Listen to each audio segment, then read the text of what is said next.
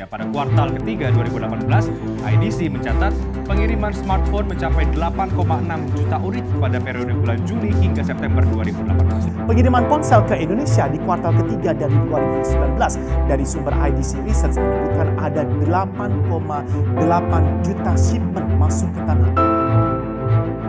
Indonesia adalah raksasa teknologi digital Asia, di mana jumlah penduduk Indonesia yang mencapai 250 juta jiwa adalah pasar yang besar bagi pengguna smartphone di dunia.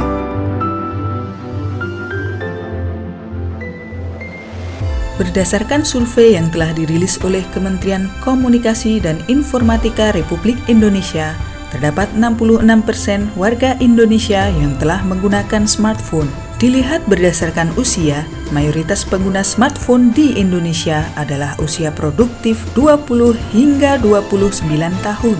Sedangkan dilihat berdasarkan tingkat pendidikan, hampir seluruh penduduk Indonesia yang memiliki tingkat pendidikan strata 1 memanfaatkan smartphone untuk kesehariannya. Berdasarkan riset investigasi tentang penggunaan smartphone pada kalangan mahasiswa oleh Ahmad Pratama, dinyatakan bahwa responden mahasiswa menghabiskan seluruh waktu menggunakan smartphone untuk mengakses sosial media dan mobile games.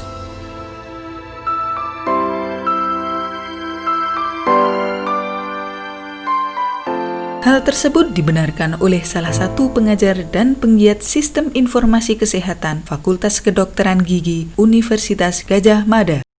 Kita sudah sangat paham pengguna smartphone di Indonesia bertumbuh sangat pesat. Beberapa lembaga riset digital marketing memperkirakan pada tahun 2019 jumlah pengguna aktif smartphone di Indonesia lebih dari 100 juta orang. Kemudian puluhan ribu platform fitur di smartphone dapat kita gunakan untuk menunjang keseharian kita. Pertanyaannya, lantas bagaimana kita sebagai peneliti, mahasiswa, atau sivitas akademika dapat memanfaatkan platform smartphone di dalam menunjang kegiatan penelitian surveillance, terutama di bidang kesehatan.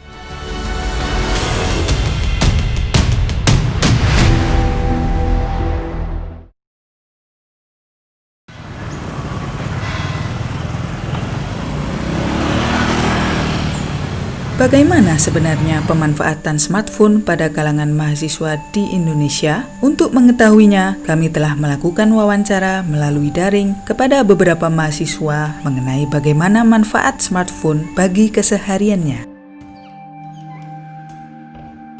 Setiap hari itu sekitar 4-5 jam menggunakan smartphone gitu, Pak.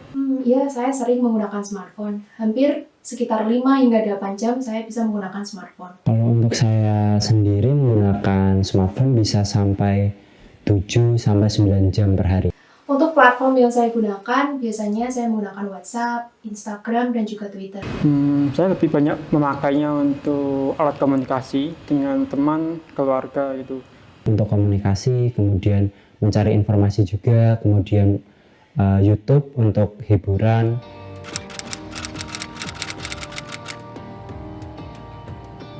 Sampai hari ini saya belum pernah menggunakan smartphone untuk kegiatan penelitian seperti survei atau semacamnya gitu.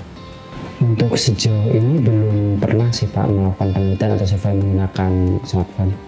Yang menjadi latar belakang pemikiran kita adalah seringnya peneliti atau mahasiswa yang akan melakukan penelitian atau survei lapangan menggunakan media kertas dalam pencatatan data penelitian.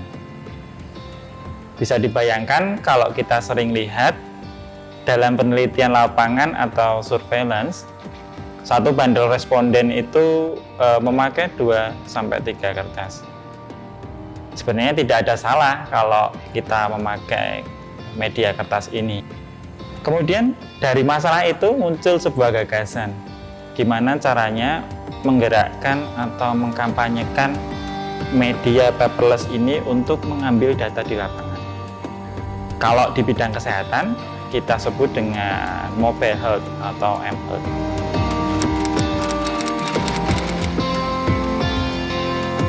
Semakin ke sini kita dituntut untuk lebih memahami era digital. Saya tertarik dengan kursus mobile health ini karena di era sekarang penggunaan teknologi yang sangat tinggi terutama dalam bidang kesehatan itu juga diperlukan. Penggunaan mobile health yang real time sangat memudahkan pengguna dalam mengumpulkan data saat itu juga. Karena ketika kita mengambil data di lapangan, saat itu juga dapat dikirimkan langsung dan langsung tertabulasi.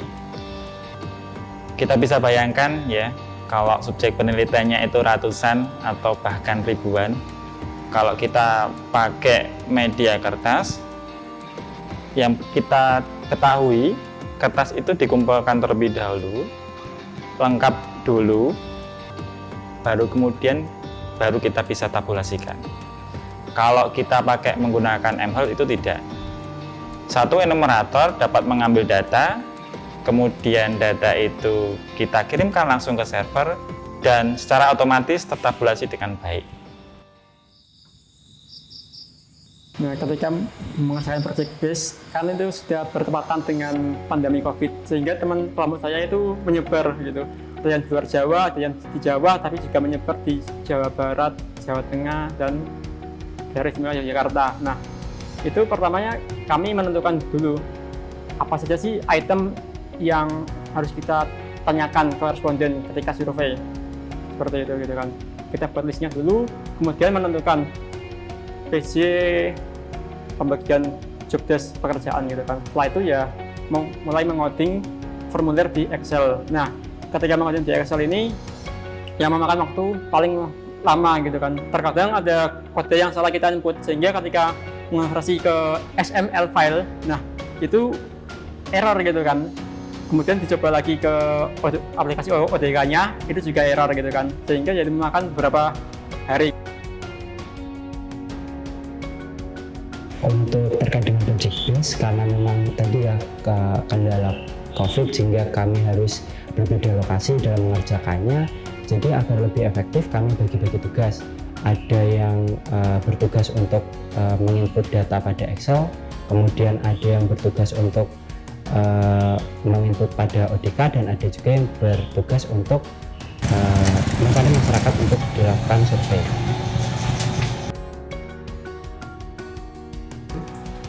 Pengalaman saya mendapatkan kursus dari mHealth ini sebenarnya ini sangat bermanfaat ya. Namun ada juga kendala yang bisa kita dapatkan dari penggunaan platform mHealth ini, seperti pada saat kita melakukan coding yang kurang valid, mungkin data yang didapatkan itu tidak didapatkan dengan baik gitu loh, sehingga kita harus mengulangnya dari awal, ataupun kadang kita juga harus mencari tahu masalahnya di mana. Itu mungkin salah satu hambatan dari penggunaan mHealth ini. Nah, kemarin ketika project base itu tiap anak wajib mengumpulkan 10 responden gitu dari masing-masing daerahnya gitu sesuai tempat tinggal pada saat itu gitu kan. Nah, itu data yang masuk kemudian ya diunggah ke database server yang sudah kita siapkan gitu. Pada waktu pandemi COVID ini, mereka kami ajarkan atau kami berikan kursus menggunakan online. Seringnya banyak kendala kalau kursus ini kami ajarkan pada saat kondisi COVID seperti ini. Biasanya tahun-tahun sebelumnya kami ajarkan secara langsung di kelas atau tatap muka. Apabila mahasiswa ada kesusahan membuatnya, langsung bertanya kami. Kami modifikasi dengan cara menggunakan tutorial video yang kami tautkan di Elo. Kemudian kami beri tugas mereka menggunakan case project. Kemudian mereka diskusikan secara kelompok di rumah mereka masing-masing. Sampai akhirnya case project tersebut dikumpulkan sebagai bukti bahwa mereka paham atas alur pembuatan dan pemakaian mHealth.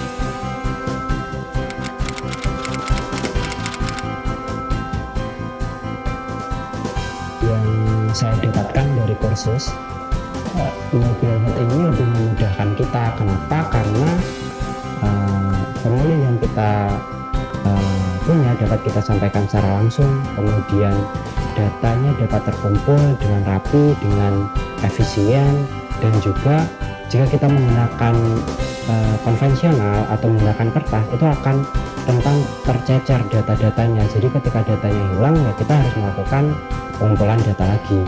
Selain itu juga perbedaannya dengan yang konvensional, karena konvensional itu lebih menggunakan banyak kertas sehingga tidak ramah lingkungan. Kalau untuk mHealth ini kita hanya menggunakan media smartphone sehingga kita lebih mencintai lingkungan.